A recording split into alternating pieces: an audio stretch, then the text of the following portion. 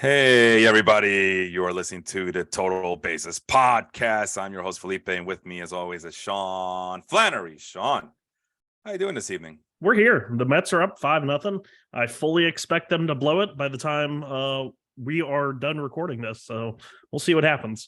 If there are any sudden expletives, you'll know why. Okay. We are live on a Monday night once again. Happy post-Father's Day to everybody out there. As you know, Sean, that is my favorite brand new holiday. Better than Christmas. Oh, better than Christmas? Better than Thanksgiving. Better than my birthday, better than New Year's, better than the Super Bowl. It is Father's Day. It is my favorite date on the calendar ever since I became a father. Nothing quite like it. And only the true dads know what I'm talking about out there. So happy post-Father's Day once again to all the dads out there. And thanks for all the people joining us this evening. Daniel was on there for a little bit talking about the Bay Bears? Yeah, the Mobile Bay. Yeah, Mobile Bay Blue Bears? No, he says the Bay Bears, the Mobile Bay Bears, I guess. Yeah. And then they switched to the Trash Pandas, I believe. Well, we have a lot to cover. A lot of not a fantasy baseball related show today. I just realized, but it could be fantasy baseball centric or adjacent, I should say. I mean, we'll mention some guys on these teams. Damn right. That won't make sense. So go ahead and everybody, who's watching live, tilt your phone to the side or on a horizontal angle as we got to see the difference between the 2022 and the 2023 campaigns of certain teams.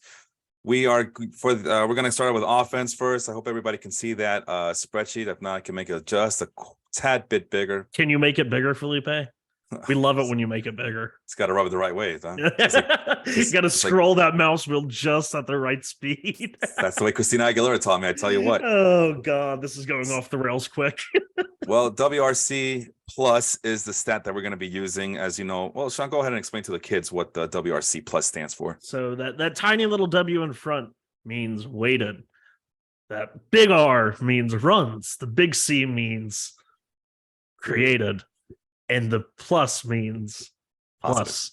Oh, well, yeah. No, you're right. I'm just sure. One of those things. The little plus sign is a plus sign.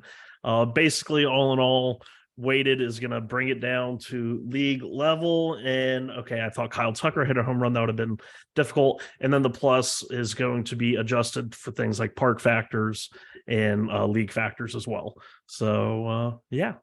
We've explained it about a million times on the show, but always got to, in case there's that one new person listening. And that's how I became a baseball fan, because Steve Stone and Harry Carey always did the broadcast as if a new fan was listening. And it just so happened that new fan was young 9-year-old Felipe. Man, was I 9 years old? How old was I when I started listening? I guess I was 9 years old. 9-year-old Felipe out there. You poor thing. Watching a drunk Harry Carey and a stoic Steve Stone explain the nuances of the game of baseball. You see, when you hit it just the right way. Yeah, and then of course, Steve Stone, the master of predicting what's going to come next. So what he got to do here is throw a curveball on the outside just to get him out on the strikeout. Struck him out on the curveball to the outside corner. Wow, Stoner, you call that one a mile? Anyway, so WRC plus, anything over 100, that's above league average. Anything below 100 is below league average, but we're not doing that. We're just explaining more. Last year, the Rangers, you'll see that they're number one team. That's the biggest improvement, the biggest jump. They were 19th ranked last year in WRC plus for their offense, their hitters. This year, they're number 2, rocketing 17 spots from last year to this year. And plenty of reasons as to why. And, the major themes of this, Sean, is it's going to be a few things that are going to be running constant here. Someone's breakout performance, someone getting back from injury, or the opposite, someone not living up to par, free agents leaving, players leaving, not re-signed, and then obviously the opposite side of that spectrum, along with breakout players, you also get new acquisitions to teams, whether it be a trade, minor league call-ups, free agents, you name them. And for the Rangers, I believe it has to be just something as simple as, maybe regression, Marcus Semien, health, Corey Seager, breakout rookies, Josh Young, Anything else you got for me there about the Texas Rangers, what they're doing so good from last year? I mean, and even the Rangers, it is a lot of the same pieces from last year. Simeon Seager, Nathaniel Lowe, Adolis Garcia, Jonah Heim. These were all guys that had very good years last year. And we've mentioned several times now with Marcus Simeon and Corey Seager that they did get off to really slow starts that kind of skewed that if you looked at their end of season results, you're kind of like, okay, it was like high 700s, low 800s OPS. But they really did turn it on by the end of the year. Both of them hit in the 240s. So for the traditionalists out there, probably just look at it. Oh, they sucked last year. They hit 240. I just spent the weekend in Pittsburgh with my dad last weekend. We caught one Atlanta Mets game and two of the Pirates Mets games. And of course, he's looking up at the batting average. That's all I need. That's all I need. And I'm just like, oh my God. But yeah, so Seager and Simeon didn't really have as bad years as you would have expected. They really turned it on in the second half. And if you look at them so far this year, both of them, I mean, Seager's batting 360, which is like the most quietest 360 I think anyone's ever seen. He's slugging over 650. Oh, and crazy. I think when it comes to his batting average, it's like, yeah, we expect that to go down. But if it wasn't Luis Arias going 3 for 3 again tonight, average is up to almost 395, 396, we'd be talking about Corey Seager a whole lot more because you still have those traditionalists out there. But Corey Seager just absolutely mashing his way into the MVP race. Marcus Simeon's picked up right where he left off last year. It's really impressive, but like one of the names you mentioned who is new to this lineup is Josh Young, who was longtime prospect. A lot of people really did kind of get, I think, fatigued with him, especially because he had that entire year where he basically missed with injury. Was it the shoulder, shoulder labor, I believe? I know he was hurt. That's all I know, that he was hurt. But it was one of those, like, you hype up a prospect, they get all the way to like AAA, and then it's like they're out for a year, and you lose a lot of that steam and helium in a guy. And I've always been, of course, Fangraphs is going to crap out on me right as I try to pull up his page, but no matter, we have the refresh button.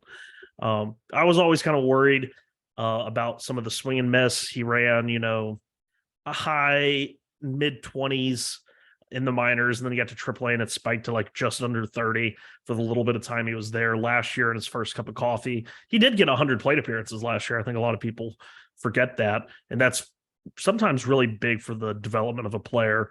And he struggled mightily. I mean, he struck out 38% of the time. But so far this year, if Fangraphs will stop just messing with me, I'm trying to look at his season numbers, and it's blocked by an ad that will not go away because the page is unresponsive.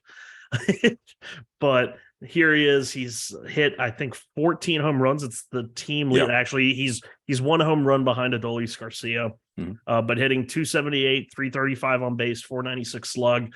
Kind of the mini Austin Riley build here with kind of high strikeouts, okay level walks, but really good power.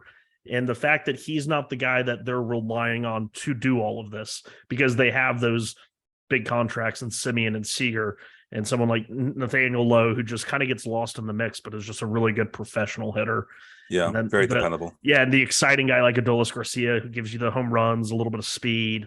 It's really an interesting team build. Really, the only new name is Josh Young, but you're getting the full season of none of these guys have really slumped yet, which didn't happen. Yeah, which didn't happen last year. And that's the thing I noticed is when we look at the roster resource pages for a lot of these teams, especially last year, we haven't done it too much this year. Obviously, we got less shows to record now because we're going bi-weekly, but also we haven't done any Major League Baseball research for this show in a while.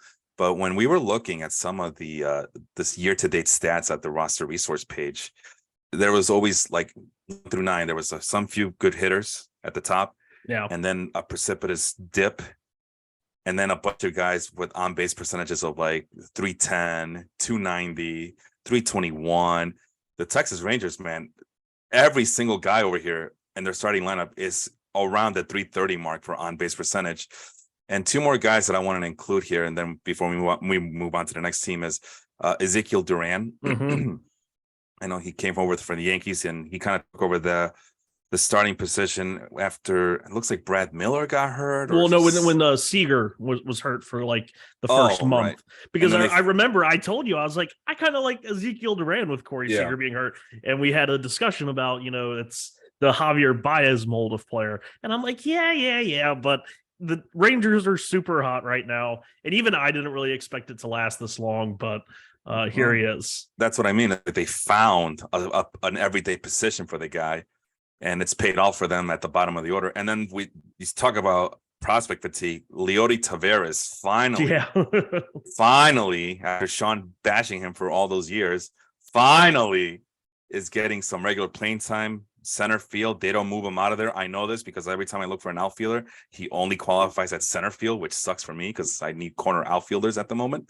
And Taveras would fit in on any of my teams. And my fantasy, see, I told you we talk about fantasy baseball some way or another, right?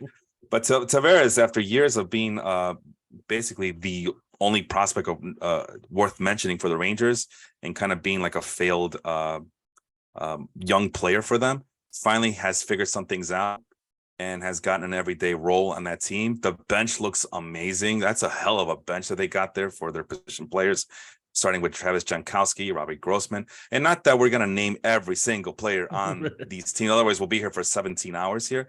But I think it's worth noting for the Texas Rangers as to why they're so good this season, sitting atop of the AL West at 44 and with a 44-27 record at the moment, and in the driver's seat to make the playoffs and even win the division outright at 54%, according to the roster resource standings that they got here. 54% probability of winning that division. Who would have thought? Who would have thought of it, man? We thought the Astros had one more year in them. The Mariners had to make that jump. This is why, Sean, this is why I'm not a believer. First, you got to make the playoffs. Then you got to lose so you can get some experience. And then the next year, you make that jump, and then you lose in the ALCS. And then the next year, you try to win the World Series. You got to take your turn. There is no turns. Look, the Mariners suck this there year. are no turns. 35-35 record, and the Rangers doing the free agency spending that they did last past off season have overtaken them. Yeah. Excuse me. So anyway, let's quickly rounding up the top five. We just another AL West team, the Angels. And I'm just gonna quickly comment on on these teams. I don't want to take up too much time, but the Angels having the fifth best WRC plus, going from 21st to 5th. That's 16 spots up on that leaderboard here. So we could call that the Shohei Ohtani factor. The Diamondbacks going 24-8. We can call that the Corbin Carroll factor. The Rays from 14 to number 1. That's Yandy Diaz finally hitting the ball consistently and not on the ground factor. I have a question for you. Go ahead. Without looking, who has the highest OPS on the Rays right now? Yeah, I'll give you a hint. It's not Yandy Diaz. Yeah. And this was last night I checked, so I want to just double check and go and look myself. The problem with that team that pisses me off so much is that they do platoon players in and out. So it's kind of hard to memorize their everyday lineup. Yeah. I'm going to have to go. This has to be. I'm just going to go with Wander Franco at this point.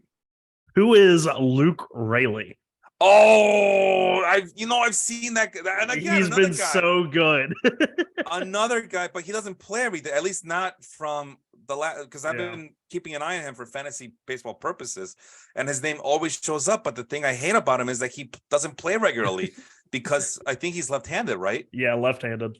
So I'm not, but yeah, he's every time I see him, he demolishes the ball. Now there's a lot of red flags on that guy. Oh yeah, he strikes out a ton. I mean, it's like 30% strikeout guy, but he's absolutely making it work because like he is the perfect lift, like the ability of like Arenado and Chris Bryant to lift the ball, but then like the Yandy Diaz type exit velos. It's just absolutely absurd. And of course, he gives you a little bit of speed too, positional versatility. Can play the outfield, can play first base.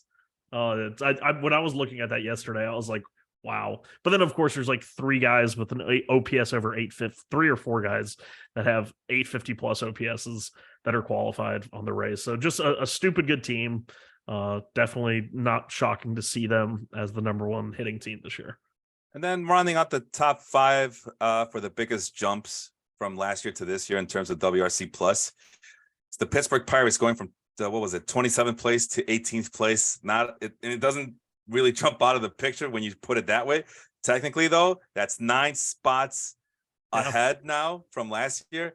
And what would you call that? You call that the Andrew McCutcheon coming back to Pirate Land and making Pittsburgh great again factor? I don't know. The Jack Sawinski factor, kind of the mini Luke Rayleigh. Yeah, I was gonna say another guy who strikes out a lot. Yeah, another left-handed. But also, they've got a lot of good production from even just kind of the periphery guys like Connor Joe has had a nice little solid start to the year.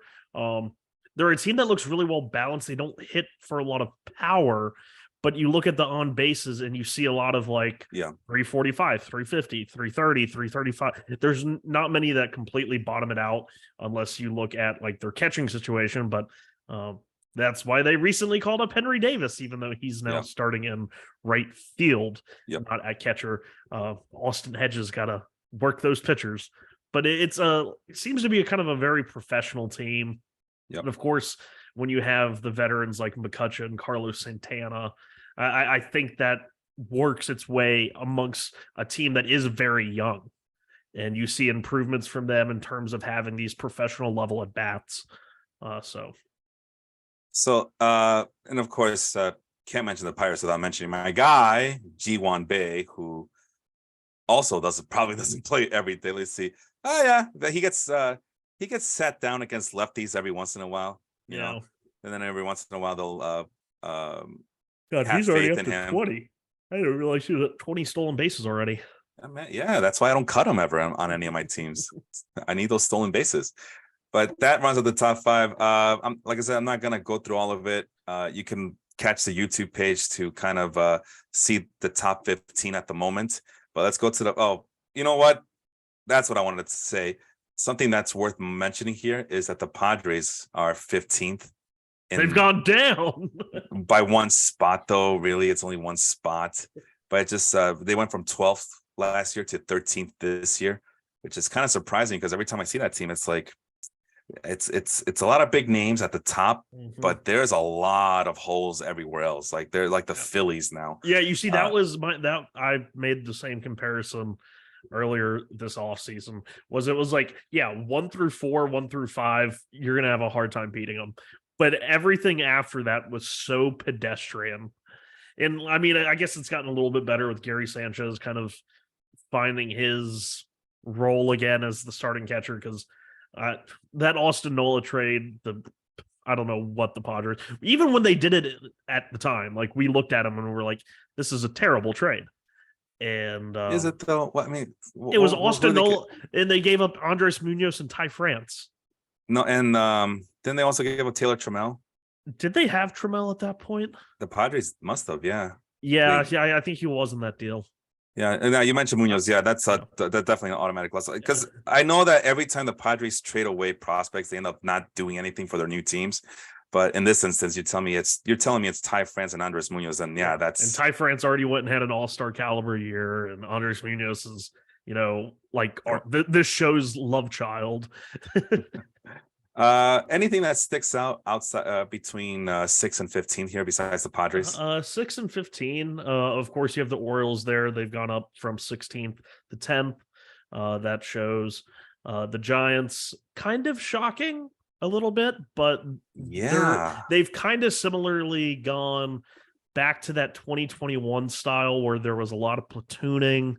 Not as much as 2021, but was it like that last year though? Yeah, but they had a lot of injuries last year, so that was I think what screwed them over a lot. But Lamont Wade Jr. having another really good team or another good season, JD Davis playing a lot every day for them, having a career, really his best year since his first year in the Mets uniform. So Jock Peterson doing his thing, but yeah, that's I would have expected the Marlins to have gone up a little bit higher. No, to still be in 21st place. I guess it makes sense, but the way that you look at them and how well they're performing right now, you would expect them to be performing a little bit better. There's a lot of it's the pitching that's carrying them, but there's a lot of holes in their offense, man. A lot of holes. Even Jesus Sanchez, who was like on fire earlier this month, has cooled off substantially. Well, it's like I think Soler's the guy that's just absolutely on a torrid pace the last couple of weeks. It's just kind of insane what he's doing. And I would keep saying, man, don't sleep on the Reds and that's division. I know the Cub fans are like, why do you always hate the Cubs and are so hyped about the Reds? And now you're seeing it. You're seeing it, man. Every week they're now bringing up some guy. Now Joey Votto's back. Not that he's gonna be the difference maker. I mean, but he had a home run in his first at bat, which that just gives me like the tingly chosen team feelings, like the Cinderella team. Like I've always liked the Reds, man. I've always liked the Reds. I know their rotation has kind of let me down, but Hunter Green's finally turning things around. Who? He's on my injured list. He just got put on today. Oh no, he was pitching so well. Oh, there it is. On the 15-day IL. Oh my God, what happened?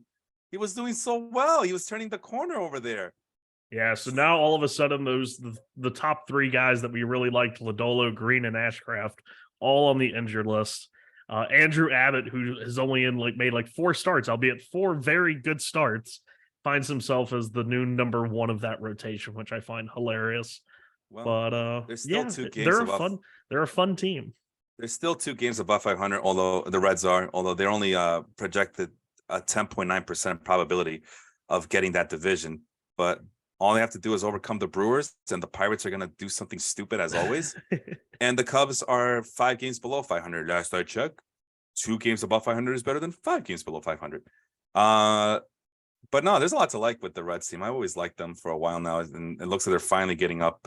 I mean, let's name him. Jonathan India, Matt McClain has been good. TJ Friedel, well, he hasn't done very well lately, but he'll get in some hot streaks that you can't deny. Ellie De La Cruz is the big prospect. Jake Fraley is back. Spencer Steer has been just a lifesaver for them, as you know, Sean, he was the guy I had to use to replace Manny Machado in one of my leagues. Mm-hmm. Well, when Machado got hurt in the hand, I believe, or wrist or whatever. And I think last I checked, Tyler Stevenson might be going through some sort of renaissance.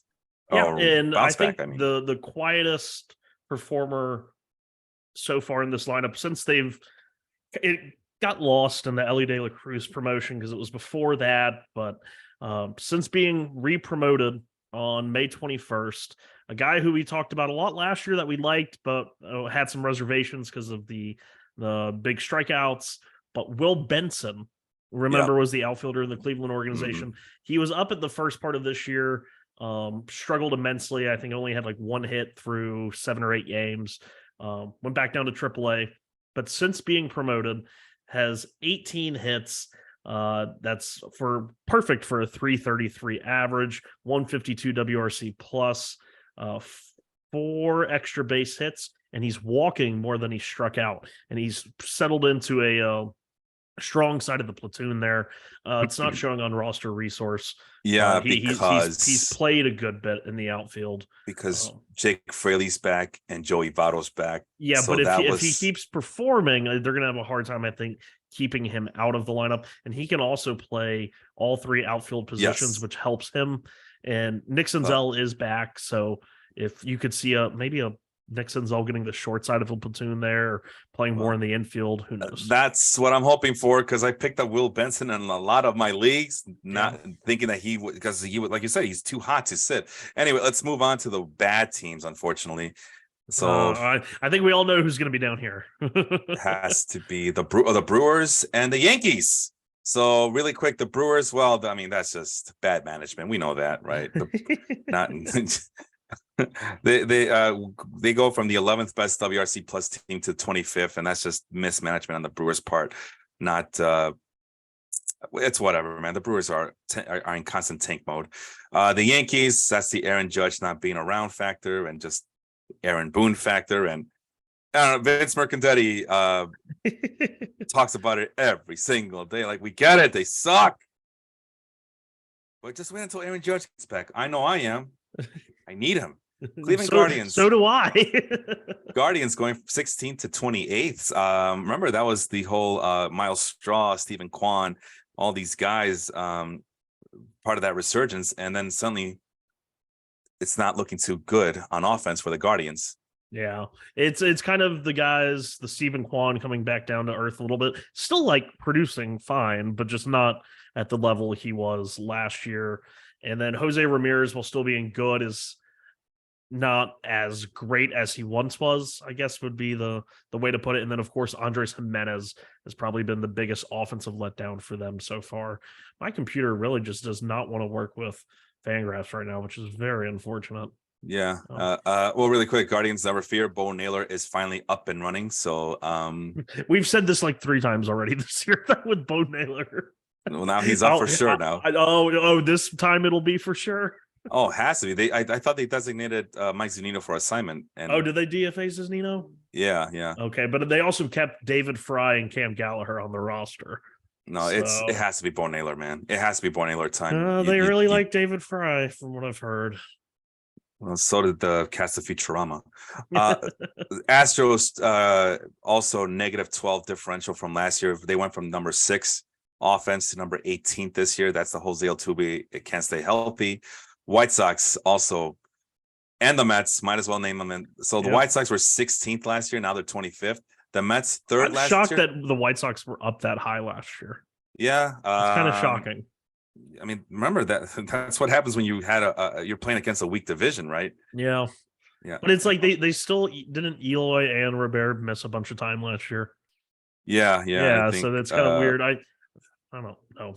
But Andrew speaking Vaughn of White, Andrew Vaughn had a really good year. Yasmani Grandal came back late in the year to give him that little push. Yeah. Go ahead. It was really funny. I saw a tweet on, of course, anywhere, Twitter. And it was a Yankees fan back in I think it was the day that Brandon Nimmo signed. And it was a Yankees fan saying, I'd rather have Andrew Benintendi over Brandon Nimmo anyway. And I'm just like, oh my God. And then I only saw it because somebody else had retweeted it on a post of a big time Yankees Twitter guy.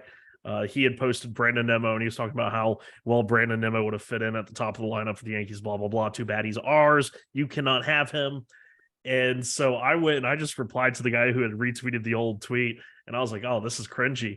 And then it was a lady who had made the tweet and she went absolutely apeshit on me for just, and she's like, this, I don't know why people keep bringing it up. And then I saw there 2 weeks ago at the beginning of June, a bunch of people had retweeted it, just giving her shit. And then she finally just pulled down the tweet and I was like, oh, okay then. It's like, yeah, I wasn't telling you, I was just like, oh, this is certainly a take that people had. So really quick, the White Sox and the Mets, they round out the bottom feeders. But anybody else kind of, before we move to pitchers, any other team kind of stick out for you like a sore thumb here? I would say that for the Mets being one of the bottom 5 losers, going from dropping 9 spots, to see them 12th is still weird, but that only highlights how poorly their pitching's been, which we'll get to here in a second. Because really, out of the bottom 5 teams that have dropped, they're the highest rated at 12. The next closest one would be the Astros at 18. So I'm assuming the Astros and Yankees are tied. That's why they're both 18. Yeah, okay. they're both 18. Yeah, I just noticed that and I was like, okay. Let's see. For me, I would have to say, I mean, a lot of these teams aren't falling too much. Even the Cardinals, who are struggling mightily right now, they went from 5th to 11th. The worst team in the National League. Yeah. So that's kind of, so again, it's their pitching that's letting them down. And the Mariners from 8th to 16th, and so are the Twins from 8th to 16th.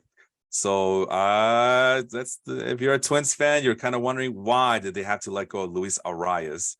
And if you're the Mariners, well, you're seeing that Julio Rodriguez is in a pretty bad slump at the moment. So he was able to bounce back about a week ago, and then this past week he had another miserable week, it seemed like. So but with plenty of season left, right, Sean, for them to right the ship. And that was why I had no intention of even touching Julio Rodriguez as a first round pick. I mean, he's still returning really good value, fantasy wise, 12 home runs, 15 stolen bases. That's close to a 30 for 30 pace if he gets hot anytime throughout the rest of the year. But I was just I saw this coming. I was like, and I don't want to give myself a victory lap, but it was just okay, he's got all the skills. But that hit tool just seems like I'm not really sure I buy into it all the way. Yeah, it's the whole you're buying into the bat speed and the freak athleticism. The Luis Robert effect. Yeah. I wouldn't put him in the same athletic class as Luis Robert. I still think Luis Robert was a freak athlete and still is a freak athlete when healthy. Like I said, I think there are two peas in a pod that just their swing and miss can just lead them to such high highs and such low lows.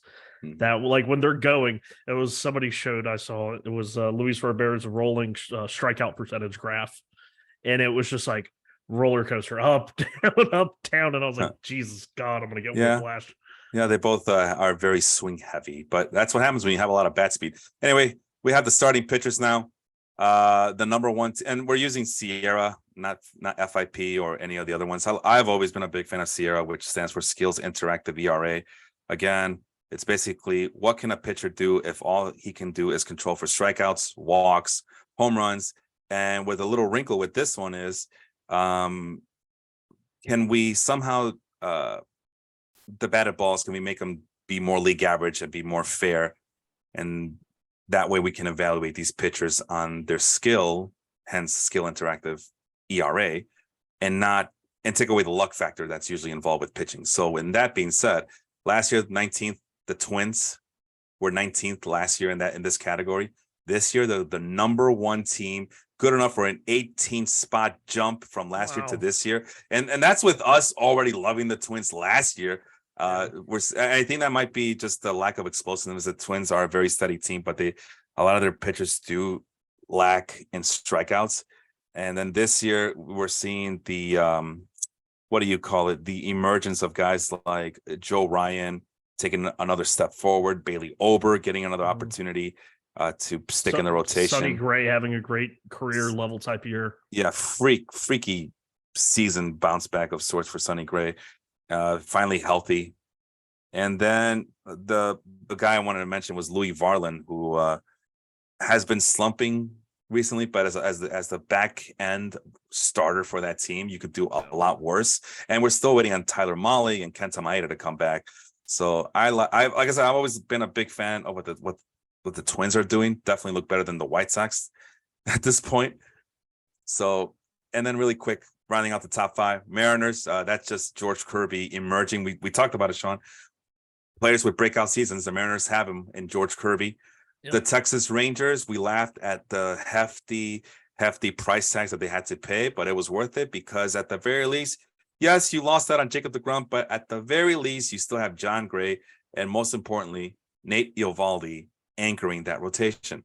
Yeah, and the guy that we had mentioned back when deGrom first, before we knew about the Tommy John, when he left for that last injury, a guy that we mentioned was taking his place and had been in long relief and had filled in for deGrom a few times when he had left early in games, Dane Dunning. So far, 2.78 ERA over 8 games started, 64 innings pitched. We told you when he was taking the spot, you're not going to get the strikeouts, but he's just kind of that steady Eddie in the middle of the rotation, knows how to control contact off the bat, and has done really well so far as well, along with John Gray, who was another one of those guys, like you mentioned, that they brought in. And yeah, it's why I thought a lot of people, especially Mets fans, and I know other fans got onto deGrom and the Rangers for this, but when deGrom said when he left and he chose the Rangers because he saw that they were building, a title competing team, a lot of Mets fans gave them so much shit. Yeah. Oh, dude, you just went to go get the bag. They haven't won anything in years. And I'm just like, guys, this is so stupid. Look at the money they've invested, the money they've spent, not just in players, but in rebuilding that entire front office behind Chris Young. I thought it was just so short-sighted. Go figure from sports fans. For people to act like this team could not compete. And so I'm really like, on one hand, I'm rooting for the Rangers because it was so people, you just only went there because they're going to pay you the most money. When deGrom said, I think this team can win. And look at them winning. And all those fans that called bullshit on that have been real freaking quiet.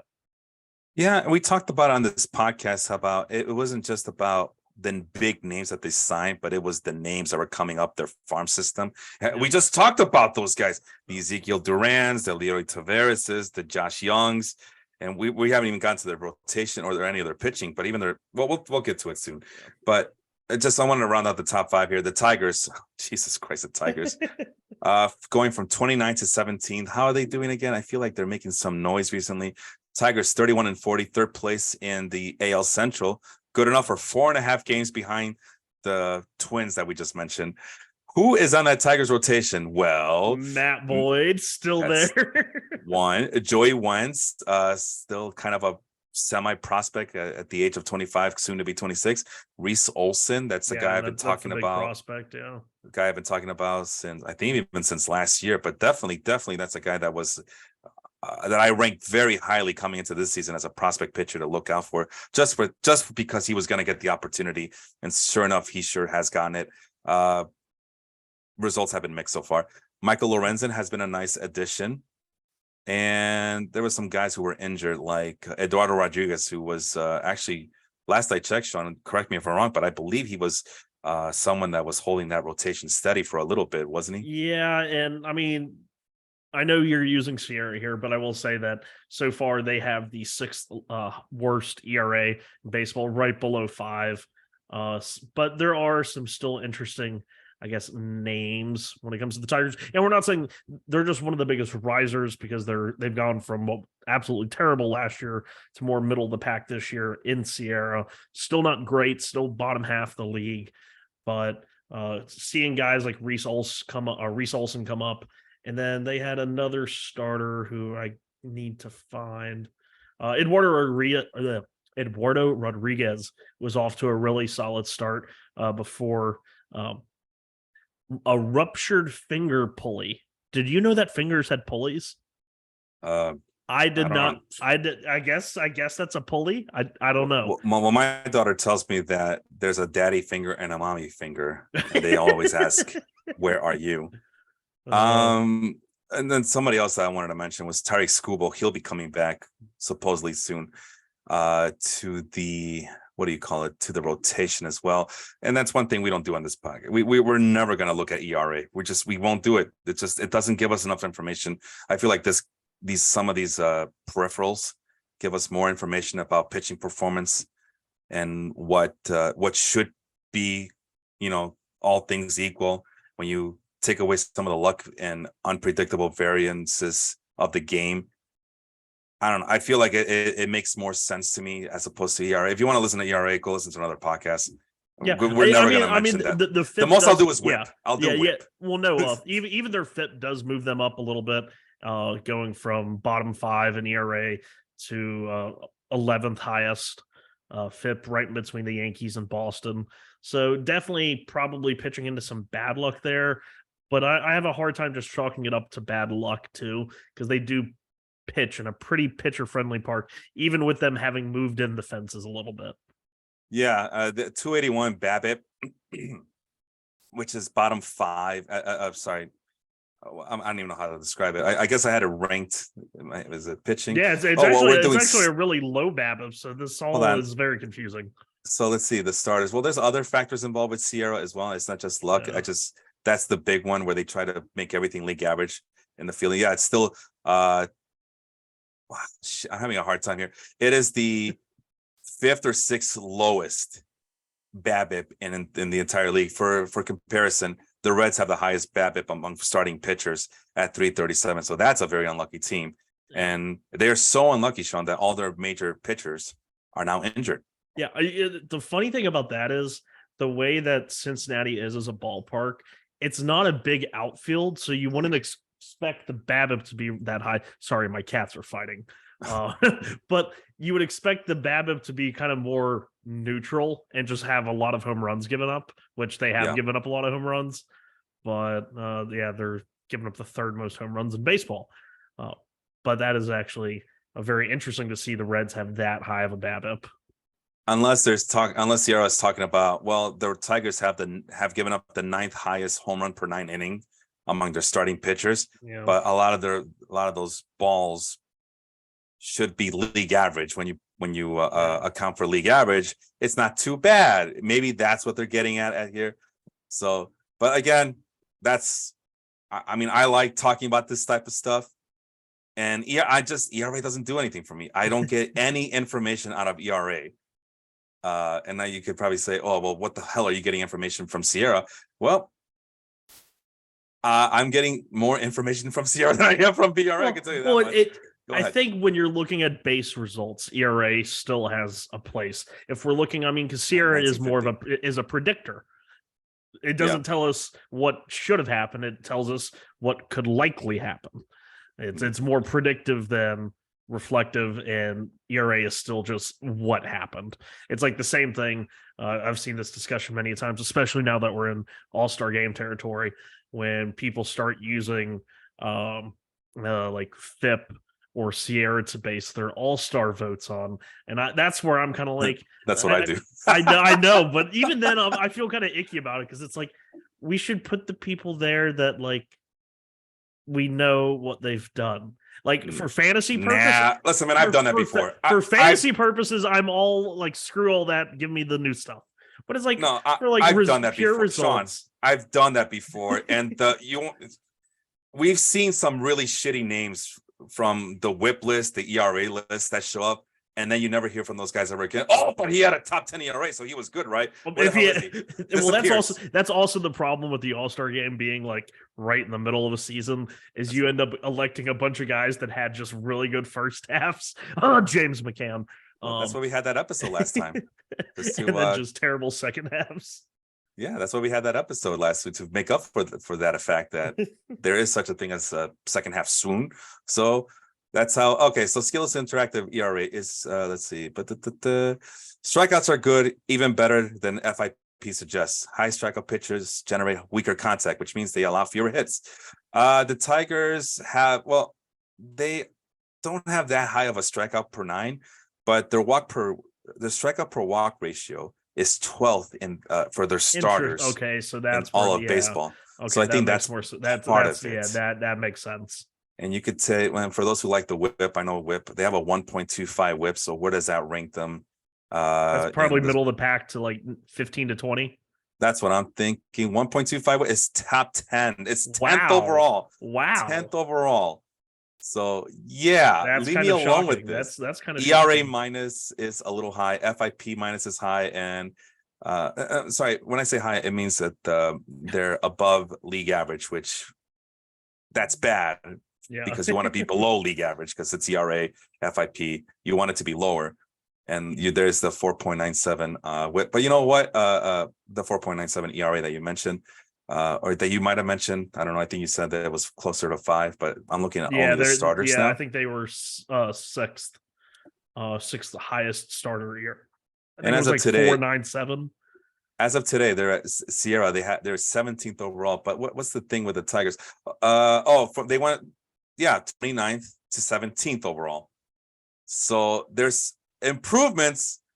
But you just got to dig a little deeper, because it is the Tigers. It's a team that no one knows about. We're not talking that this is an elite starting rotation. No. But compared to last year, I'm not even saying you're saying that. Well, some people might suggest, well, does that mean they're the fourth best? No, they're the fourth most improved team from last year. I mean, 29 to 17 is a hell of an improvement. I mean, we just saw the freaking Pirates on offense make that big jump, and they still suck on offense. I don't care what anybody says. That's a mismatch of thing. So same thing with the Tigers. But you know what? Anything is better than last year, when they had to depend on guys like Matt Manning, Casey Mize, and Terry Skubal. And just like the Reds, they all went down like a house of cards last year with the rotation as well. So that's that. Well, you see, that's my thing, is I think they'll be better when those guys come back. I think they'll be even better than they have been so far, especially with what was his name? He's hurt now, but Alex Fado had a really good 5-start span where he was getting good strikeouts, wasn't walking anybody, but had a 5.5 ERA, but an expected ERA of just a hair over 3. So another one of those guys that fits the Sierra mold for Detroit. No, but meanwhile, so while people are probably wondering why the Tigers are in the top 5, let's talk about a really good rotation. Let's talk about the freaking Orioles and their rotation, jumping from 25th overall. Remember that? Are you a believer now, Felipe? I don't know. Yeah, because you know why? Because we've seen championship caliber teams from starting pitchers like Kyle Gibson, Dean Kramer, Kyle Bradish, Tyler Wells, Cole Irvin. I'm being facetious here, right? That's what a World Series rotation looks like, right? This is right up there with the Giants and the Rangers from this year. Need I remind you of the 2015 Royals? They that is had no that starting is pitching. I Okay, you had know your I was Donovan there. Ventura. You had your Donovan Ventura. No, and he wasn't Ooh. that good either. Yeah, I All he had know. was high gas. Johnny Cueto got on fire. Ezekiel Volquez. So these guys who had awful walk rates couldn't get consistent outs in the National League. Suddenly they get to the Royals and they're unstoppable. You just got to have a Make it really make good sense. bullpen, and the Orioles have a really good bullpen. Even with Yanir Cano, the clock striking 12 on him a little bit. I mean, he's still But at a .99 ERA on the year. yeah, Let me see how he's been over his last few outings. yeah, please. In the meantime, this Orioles team is not just like the Royals. You mentioned the Royals. This Orioles rotation is not going to strike out a lot of hitters, but they do eat up a lot of innings. Yeah, Tyler Wells has been a godsend. A lot of those guys have ERAs under 4. So I mean, if you're a big ERA fan, there it is. But there's your sign there. And we're still waiting on guys like John Means to get back. I thought I saw Bruce Zimmerman still lurking around in the road. Yeah, there he is, Bruce Zimmerman in the AAA. Grayson Rodriguez looks like I just was listening to the CBS podcast talking about how Grayson Rodriguez is dominating AAA once again. So that's a step in the right direction. And DL Hall still has the peripherals, despite the fact that he walks so many guys. DL Hall has the peripherals. Some peripherals, not all the peripherals, but some peripherals that show some promise. If anything, like you mentioned before, out of the bullpen, I still think he could stick in the rotation one way or another. So out of his last 7 outings, he's gone 7 1/3, 5 holds. And I sorry, love who's that. this? Yennier Cano. Okay. He has walked 4, struck out 4, and only given up 1 earned run in his last 7 1/3 innings. Oh, there you go. So he figured out what was wrong with him. Yeah. But that little stretch cost him. He's now has less strikeouts than innings pitched. Bum! I don't need that in my life. Really quick, Sean, from 6 to 15, what sticks out to you? I would say I love how the Nationals are from 30th to 28th, but they've improved. Patrick Corbin has an ERA under 5. Like I feel like it's what's more hopeless. I had this thought yesterday. What's more hopeless, rooting for the Mets or rooting for Patrick Corbin to have a sub-5 ERA? But yeah, there's not a lot of movement here. So it's really not that interesting. It's a lot of guys that were really close to where they were last year. Well, and it's really, not. They weren't even like the tops, except maybe the Phillies going from 6th to 5th. But it's kind of a meh list. yeah, the Rays going Not 4 much to has number changed 1. for him since last year. I was mentioning that the Rays going number 4 to number 1. That I guess we could mention that.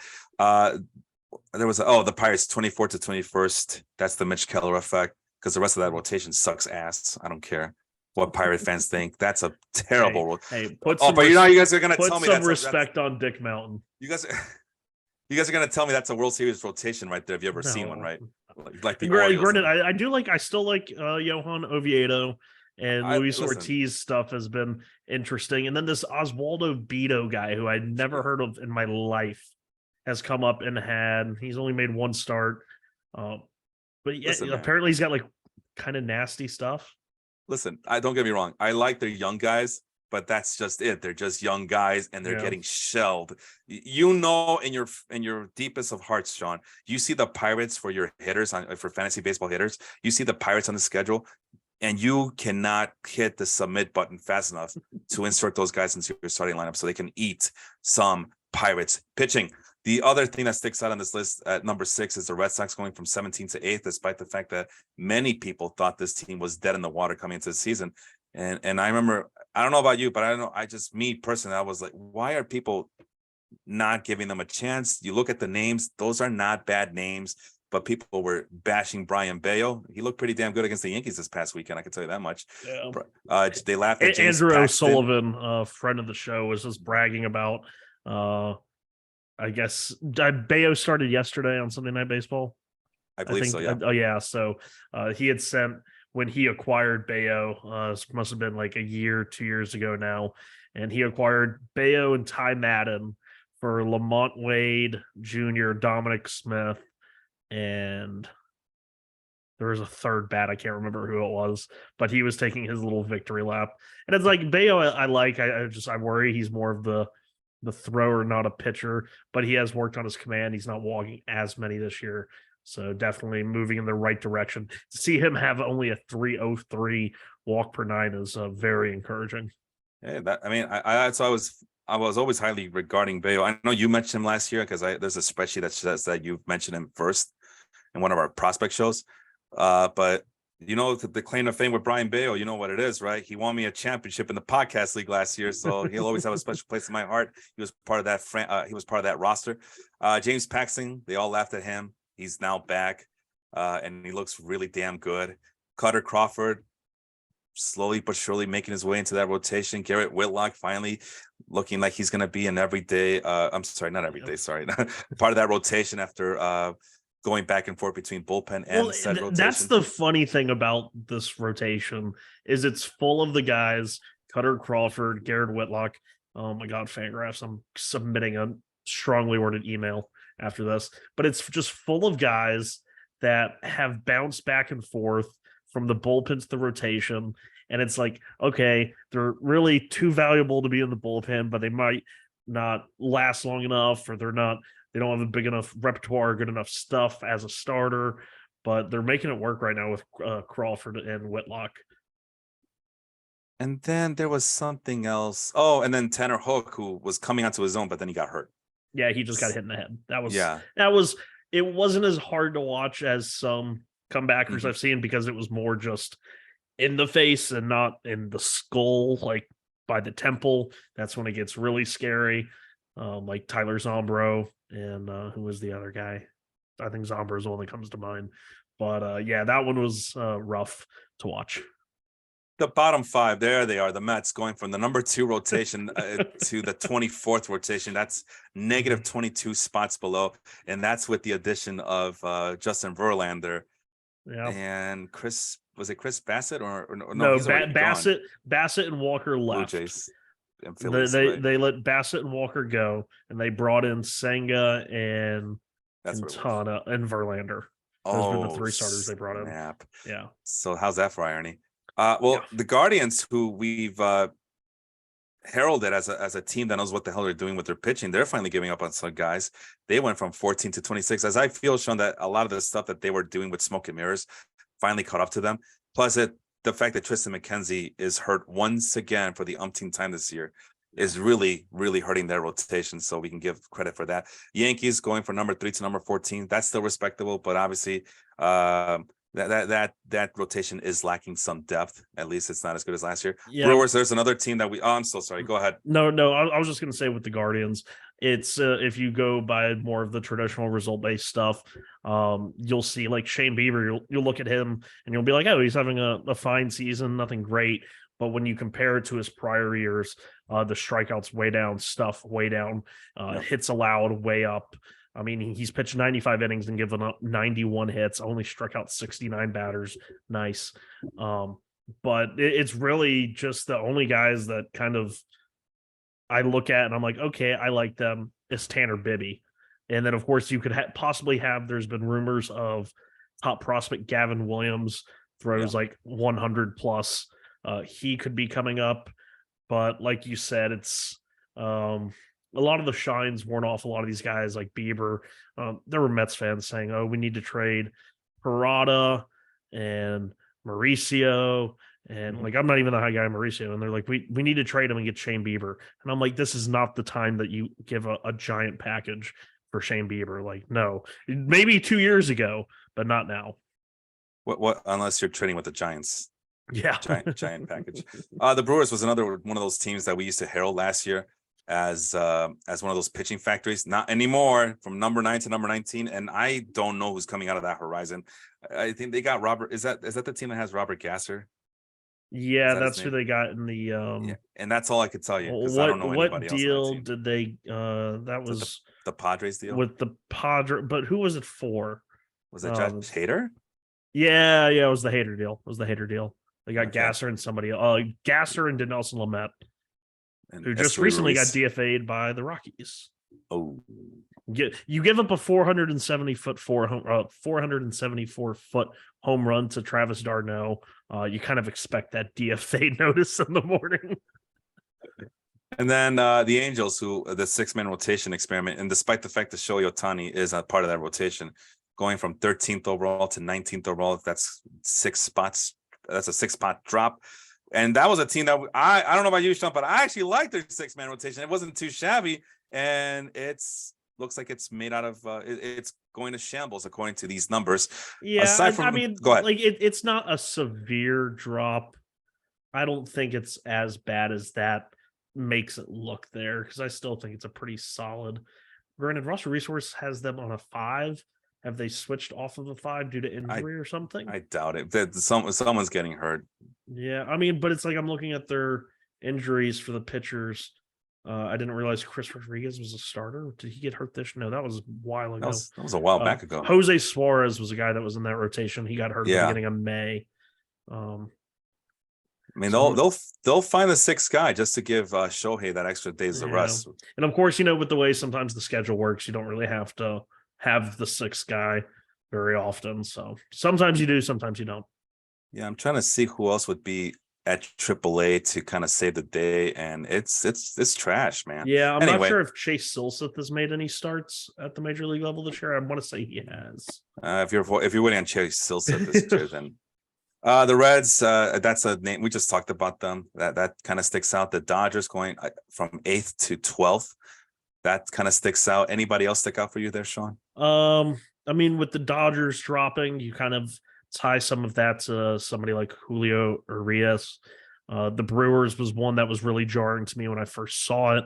But of course, they've lost Brandon Woodruff to injury, Aaron Ashby to injury, 2 guys that really have the stuff to play up to Sierra. And Adrian Hauser not living up to your expectations, apparently. Yeah, Hauser, I got rid of most of my Hauser shares. It pained me, but You'll be better I mean, because for it. it's like if you look at their rotation right now, that one when you were talking about him just a minute ago, it's Corbin Burns and then just like the trash heap of yesteryear. Colin Rea, 33 years old. Julio Teheran, who is somehow only 32, has made a comeback. Wade Miley just recently off the injured list.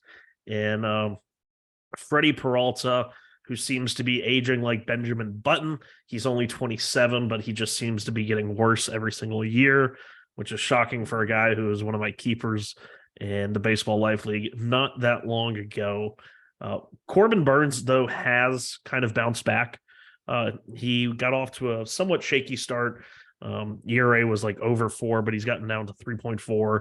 The strikeouts are still down a little bit, but yeah, missing Woodruff and Ashby, of course, always hurts.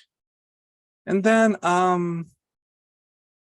speaking of the Brewers, I'm getting a message here by our guy Angel in the podcast league. Corbin Burns got rocked. I am screwed, he says. So right on cue. Right as I say it, right? Right on cue. The other team that kind of sticks out like a sore thumb are the Diamondbacks, going from 20th last year to 23rd overall. Woo! And it's been a revolving door at that rotation, as it's Zach Gallen and a bunch of guys well, you know what they call him? I call Zach Gallen the quartz. Get it? 4 quarts make a gallon.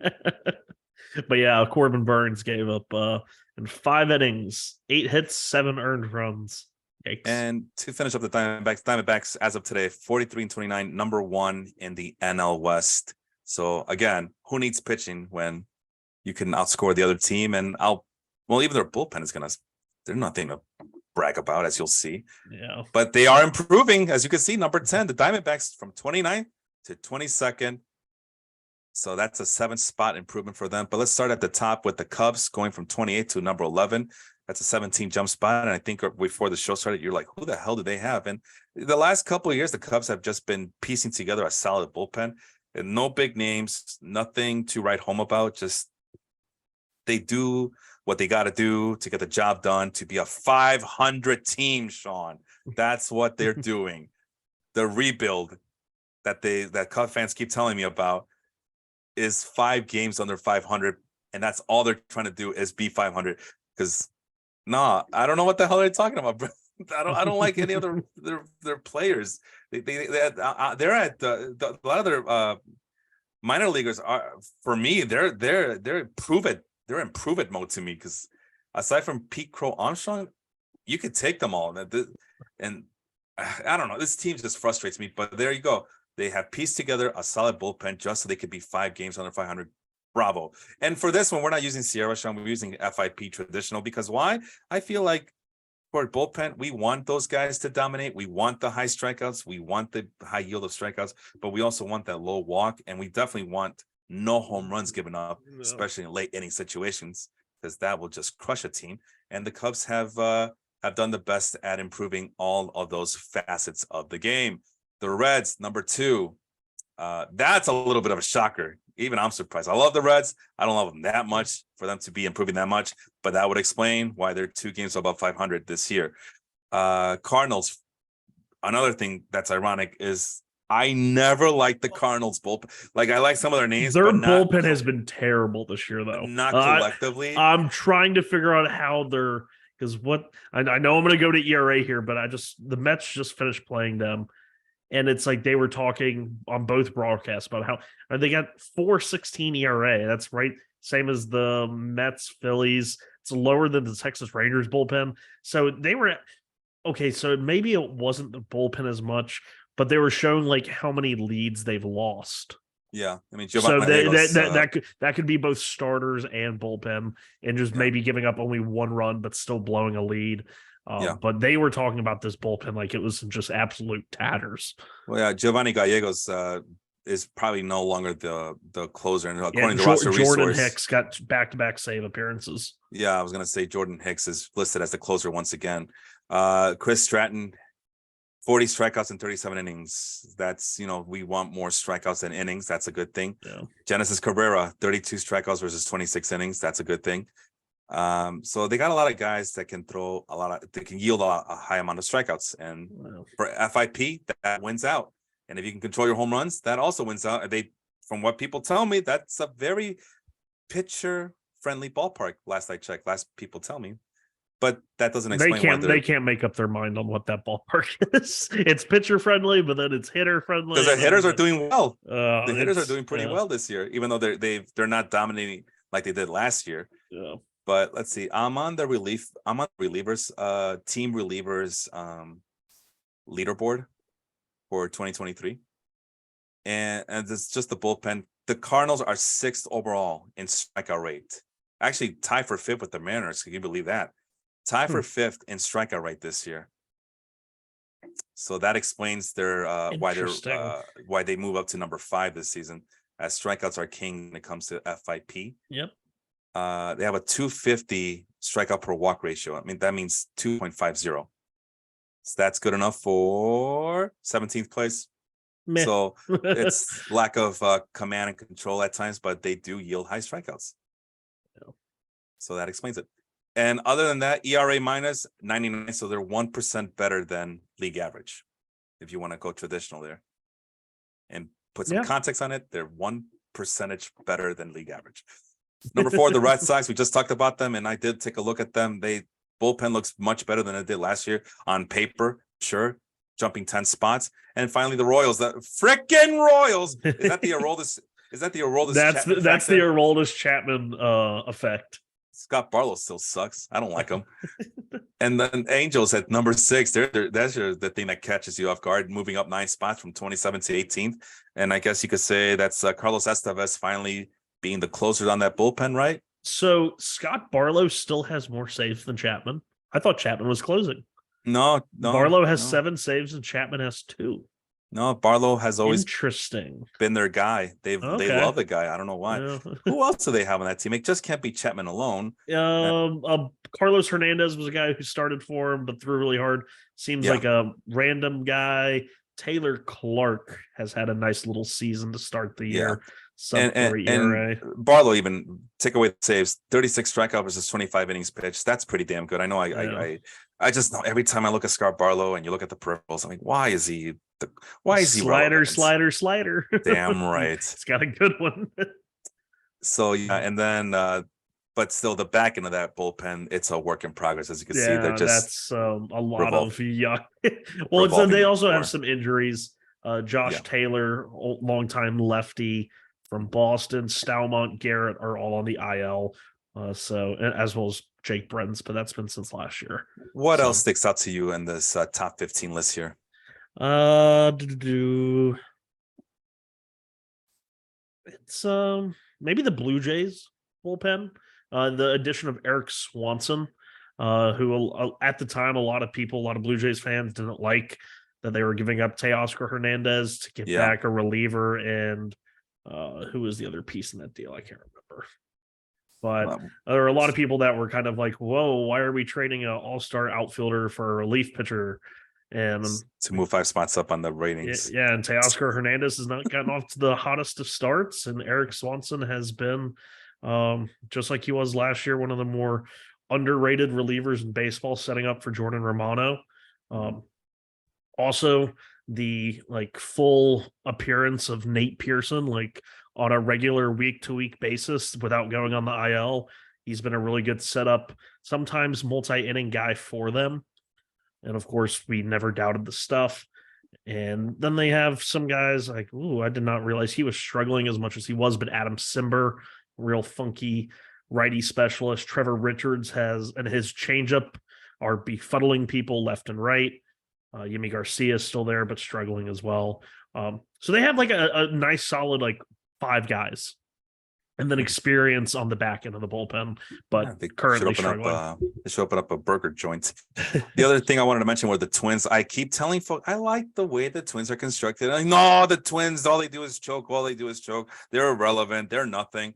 Look at that. Twins from 14th overall last year to 6th overall. Joan Duran constantly throwing 105 miles an hour. They have the number 1 rotation. They have a pretty damn good bullpen. If their hitters can just get their act together, this team could go places. But again, I understand that they probably don't face the same tough competition as some of the AL East teams do. But still, you just gotta gobble up your division, and then anything can happen. And we've seen teams with really good pitching staffs dominate the playoffs. Yeah, and they just got a little bit of reinforcement in the form of a long relief. Jordan Balazovic, long-time top prospect, finally got promoted, came out of the bullpen.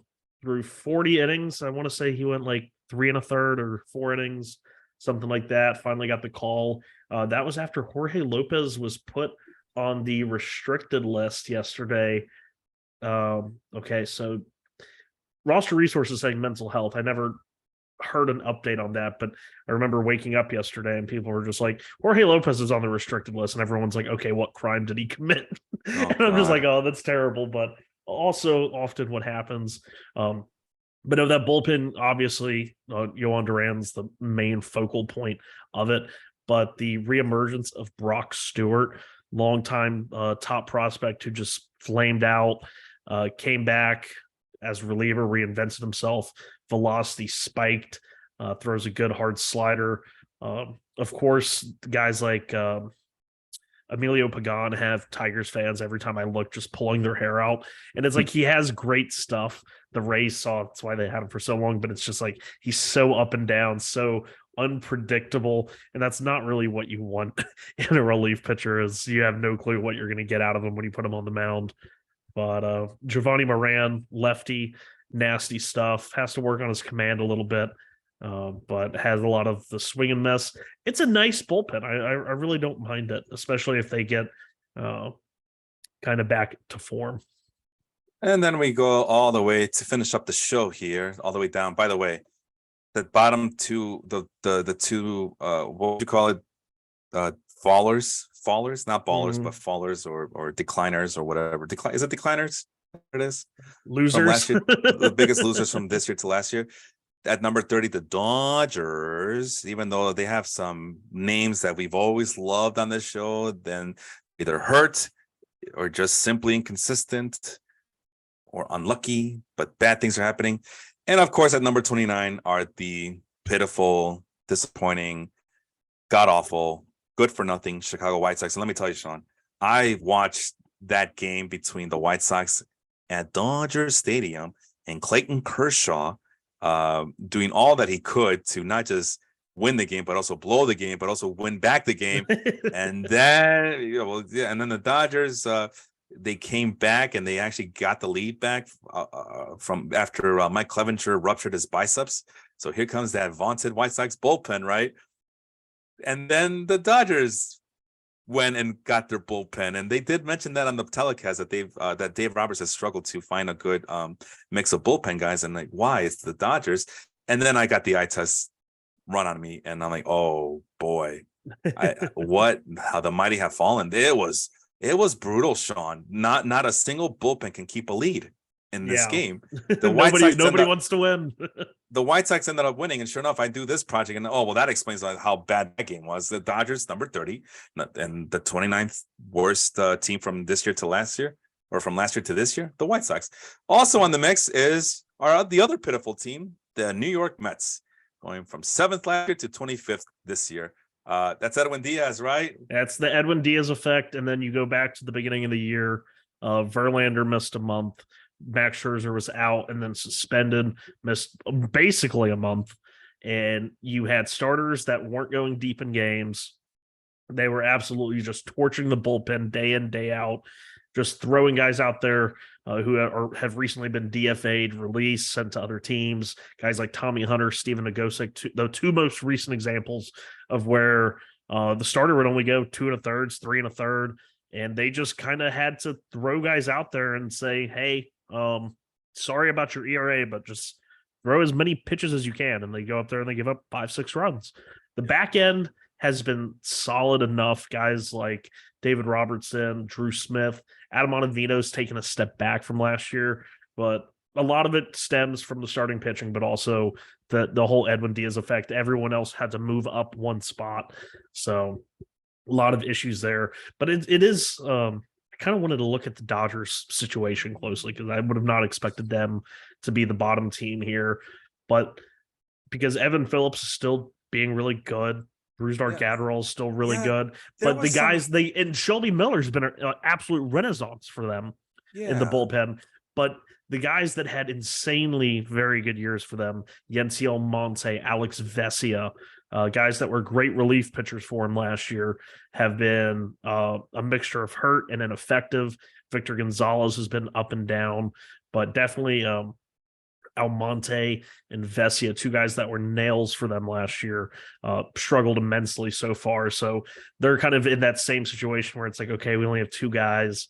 And then they've also had all of these injuries to starters, possibly overuse of some bullpen there with guys leaving games early and whatnot. Because, I mean, they have like an entire this 1 through 5, Walker Buehler, Dustin May, Ryan Pepio, Julio Urias, Noah Syndergaard, and Phil Bickford, who I could swear was a reliever, not a starter. But it's like that 1 through 5 rotation is probably like major league worthy just on their own, and they're all on the injured list.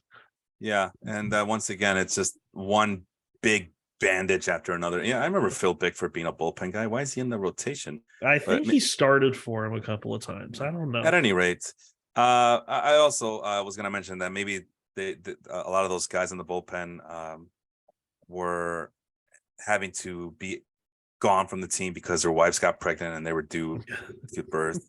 Anyway, the Rays, they don't appear to be as dominant as before, and the numbers do reflect that. 15-26. Usually, Sean, for fantasy purposes, anytime I need a bullpen arm, just go to the Rays, go to the Rays store, the superstore. Just pick up bullpen guy, any bullpen guy. Lately, though, that has not been the case. You look at a Rays player, and I'm like, I don't think I'm going to go after this guy. And eventually, it adds up. And next thing you know, they have fallen 11 spots from last year to this year. Yeah, and that's another. I think they've dealt with a good bit of injuries. Yes. Pete Fairbanks just got activated recently. Mm-hmm.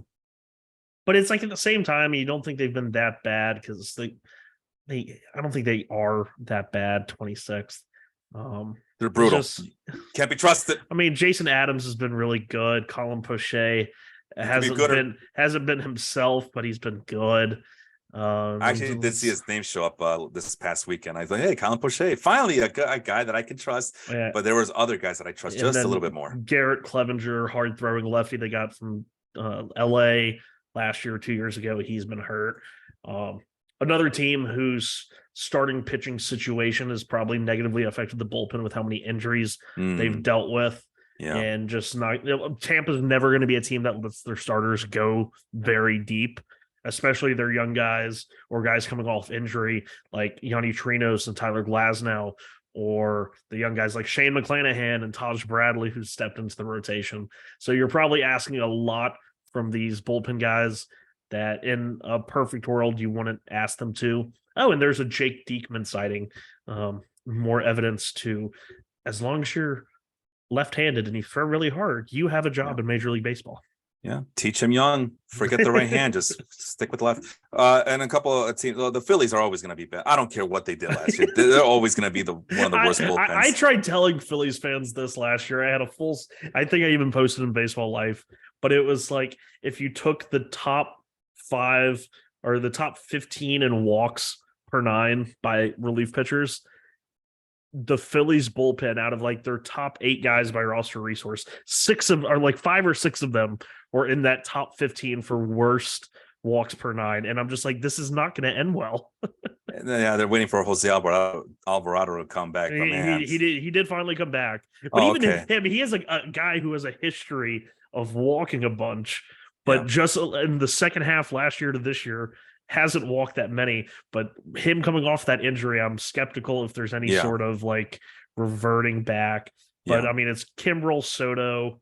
I mean, I knew that. Like, these guys just they don't throw enough strikes. Yeah, that's just brutal to watch. And of course, a team that we were heralding again, pitching factory for a long time, the Milwaukee Brewers, they fell from their decline continues on for the 2023 campaign, going from number 20 last year in FIP to 28th overall this year. And you look at those names, and a lot of the names that we used to fall in love with, Sean, on this podcast, they're no longer there. And the big one being Josh Hader, but there's a lot of guys that are. I think Brent Suter. I talked to my buddy Jed about that recently. Yeah. When we went to see the wrestling show on Saturday, and he did mention, I think the problem is that they do miss Brent Suter a lot, and his loss is more than they thought his loss on that team is more than they believed to have been initially. And it was funny because the Mets played the Rockies not that long ago, and here he is pitching in Colorado, a guy who doesn't have strikeout stuff at all, and it could have changed since then. I'm double checking now, but he had like a 1 point something ERA. I can't find him. Where is he? Okay, is he in AAA? Does that guy still have options? No way. What happened to him? Well, while you look that up, let's see. Other things that stick out, the Tigers bullpen, I still can't believe last year they were number 6, according to this advanced metric. Gregory Soto was on that team, so I guess he must have done something right. They've fallen to number 13. I mean, still on the top 15, so that's not too bad, but still, that looks more about right to where they are, and would explain why they're 4.5 games in the AL Central Division. Yeah, there he is. Brent Suter has the lowest ERA. Actually, second lowest. Daniel Bard coming back has a 0.83 ERA so far this year, but I know he's missed time with his mental health stuff as well. But yeah, Brent Suter, 2.88 ERA as a reliever for the Rockies, and I was just like laughing at that because I was like, no way! Like, of all the people to defeat Colorado, Brent Suter is not the guy I expected to do it. And really quick, something else I want to bring up in our never-ending debate as to who has it worse, the Washington Nationals or the Oakland A's. As of right now, Oakland A's have the worst bullpen in all the majors. The Nationals, 29. I rest my case. Michael Jordan rules. Last I checked, 29 beats 30th all the time. Anything else sticks out to you there, Sean? I think the funniest part about all of this is the guy who is listed as the number 1 setup man for Oakland on roster resources is a guy by the name of Lucas Erkedge, I think is how you pronounce it. I probably butchered it. Okay. I knew him, and I remembered his name because a long time ago in a galaxy far, far away in the world of out of the park baseball simulation, he was a top prospect third baseman with loads of power, but big swing and miss, and had a cannon for an arm at third base. It was like a top prospect for him for the Milwaukee Brewers. Mm-hmm. And then he completely, I think there was a year where he was out of baseball, and he has reinvented himself with that cannon of an arm to become a relief pitcher for Oakland. He had dabbled in pitching with the last few years in the Milwaukee system, throws hard and averages 97.5 on his fastball. But now he is the number 1 setup man to Trevor May, who another relief pitcher dealing with some mental health, anxiety related issues. Great to see him come back. And he actually, he was there when he got the save when they had the counter protest game against Mm, the ownership. And it was a really cool video to see him just recently come back. He got the last strikeout. Stadium went nuts. He was pumped. So it was really cool to see. But yeah, it's that Oakland bullpen is being anchored by Trevor May, a converted third baseman, a guy with wow, a 10 ERA, and Shintaro Fujinami. Oh, it's a brutal they team. they really are just running it into the ground. I'm telling you, man. It's like major league. Like it's I know a lot of people have said that like oh my whenever their team's having a bad year, but this might be the closest I've ever seen to like a. And it's funny because when I looked at their lineup at the beginning of the year, and even now I look at their lineup and I'm like, it really isn't that bad. It's not good. I like Asterio Ruiz. I like Ryan Noda. Brent Rooker's cooled off tremendously. I've never liked Ramon Laureano, but Seth Brown, Jonah Bride, Jace Peterson's always been a thorn. Shea Langlear's his power. JJ Bleday's there. And it's like, but the pitching, we know a good bit about baseball. We're always digging through these names and everything. I look at some of these pitchers and I go, who the hell are you? And I don't do that with many teams where I just don't know. Pittsburgh bullpen, when I was there watching them live, I had a couple where I was like, I don't know who the hell this guy is, but he's done pretty good.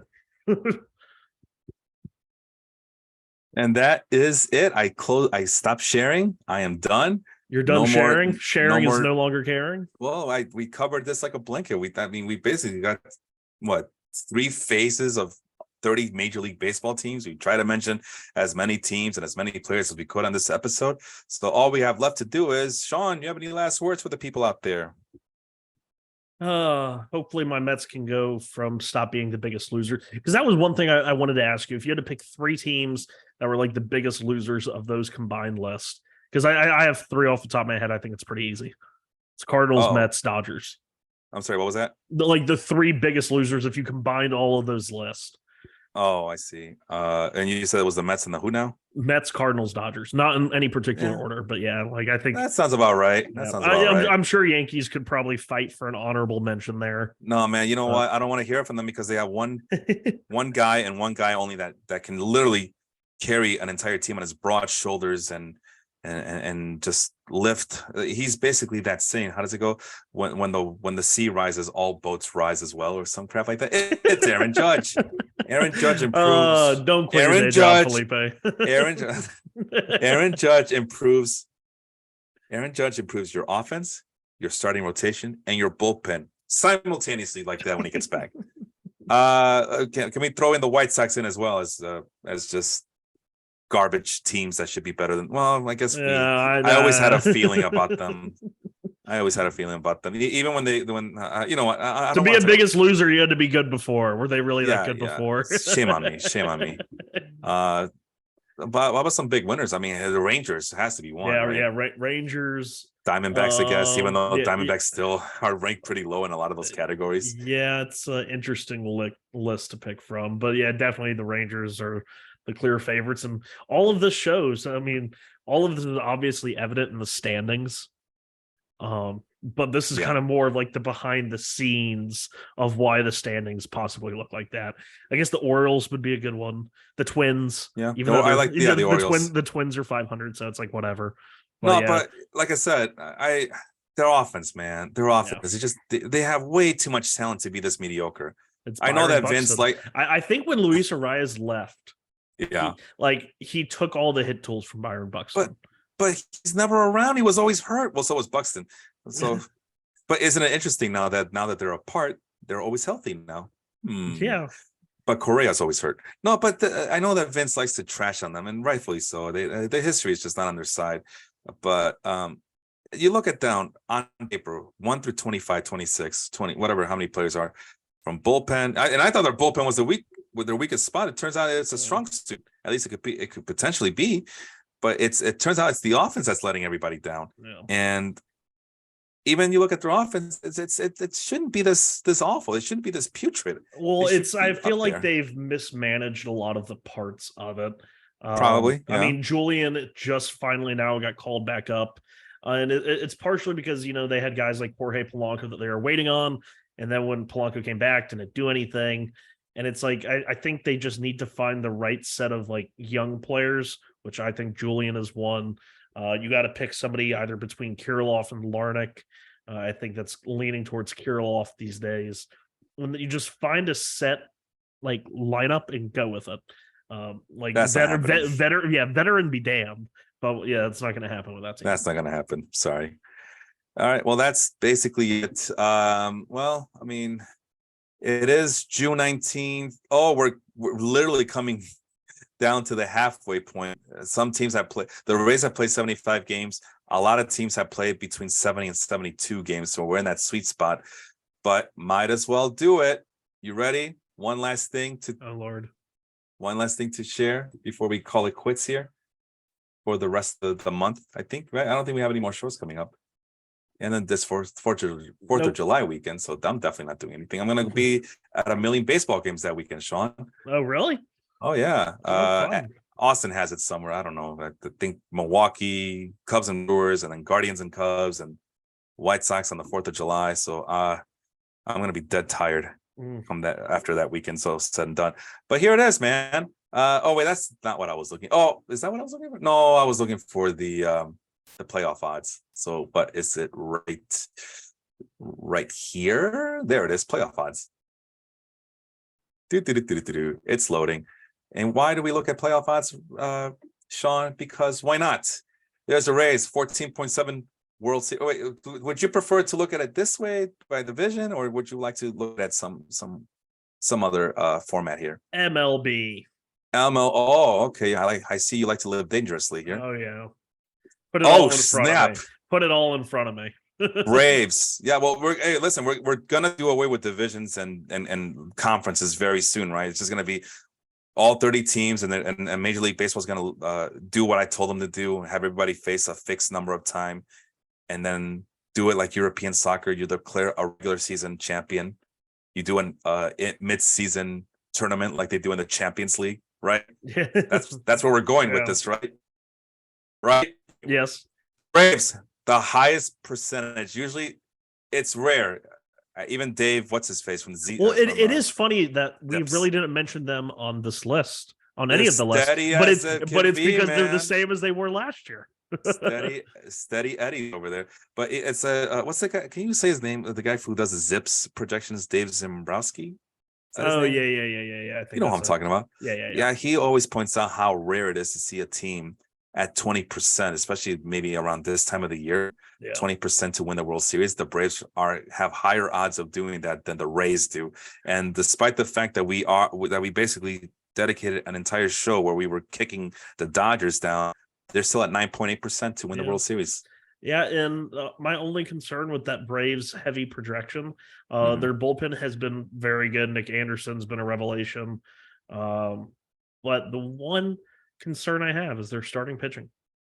And I mean, they have Strider, but Strider's been kind of fallible. I mean, very ordinary. Very. I mean, 27 strikeouts in 78 innings is an ordinary, but he's given up the runs, and how bad is he?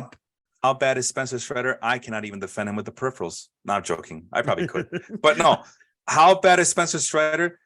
I'll tell you what, Sean. In my podcast league, the one that Austin Spiro helps me run, for ESPN at ESPN, I should say.